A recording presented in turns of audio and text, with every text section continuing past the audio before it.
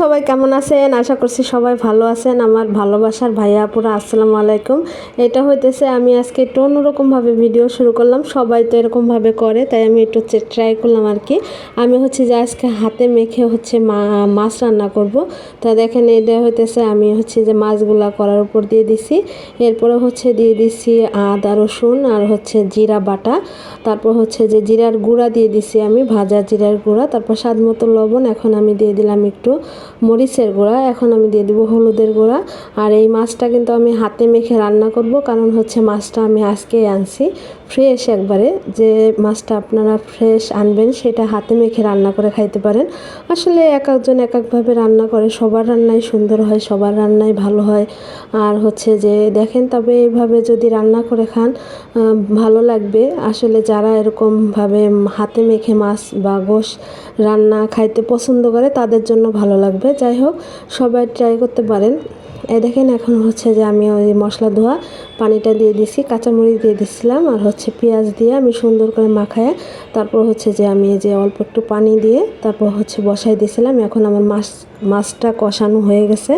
এখন আমি এই যে কেটে রাখছিলাম হচ্ছে লাউ আর হচ্ছে অল্প একটু ছিল ফ্রিজে একটা বেগুন ছিল, সেই বেগুনটাও আমি কেটে দিয়ে দিছি, ফেলে দিব, তার থেকে যে তরকারির মধ্যে দিয়ে দিই খাওয়া হয়ে যাবে।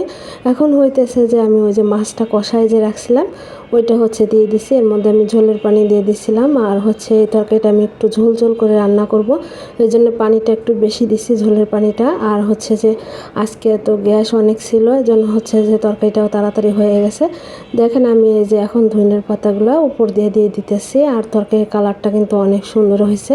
আর তাজা মাছ, ফ্রেশ মাছ আপনারা কিন্তু এইভাবে রান্না করে খেতে পারেন, তাহলে কিন্তু ভালো লাগে। আর হচ্ছে আমি তো সব ভিডিওতে বলি কম বেশি এরকমভাবে রান্না করে আমি, যে মাছটা ফ্রেশ থাকে সেই মাছটা। যাই হোক, আমি একই কথা বারে বারে রিপিট করতেছি, কেউ কিছু মনে করবেন না। ভুল হলে সবাই ক্ষমা সুন্দর দৃষ্টিতে দেখবেন।